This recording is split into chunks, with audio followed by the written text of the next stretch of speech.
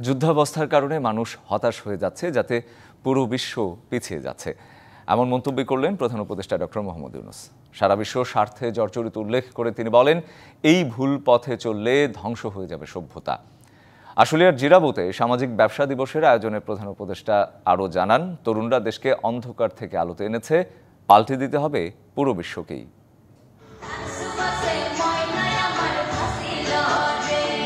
সামাজিক ব্যবসা দিবস ২০২৫ উপলক্ষে শুক্রবার সকালে আশুলিয়ার জিরাবুতে শুরু হয় ১৫তম সামাজিক ব্যবসা দিবসের ২ দিনের আয়োজন। এতে প্রধান অতিথি হিসেবে যোগ দেন প্রধান উপদেষ্টা doctor Mohammad Yunus.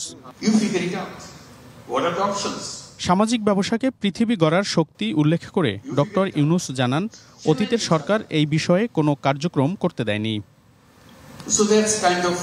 Education system we want to build. That's where social business education becomes important for us.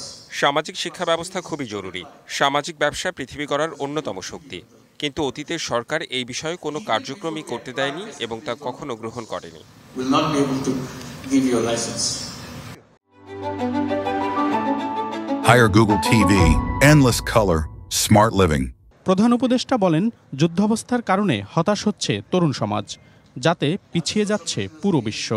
পুরো পৃথিবীর স্বার্থের ওপর চলছে জানিয়ে প্রধান উপদেষ্টা বলেন, এভাবে চললে ধ্বংস হয়ে যাবে সভ্যতা। মানুষ শান্তি চায়, যুদ্ধাবস্থায় মানুষ হতাশ হয়ে যাচ্ছে।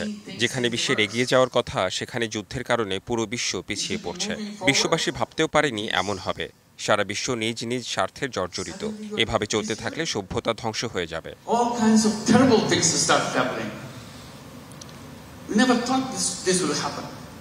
তরুণরা বাংলাদেশকে আলোতে এনেছে উল্লেখ করে ডক্টর ইউনূস বলেন, সবাই জাগলে পাল্টে যাবে পুরো বিশ্ব।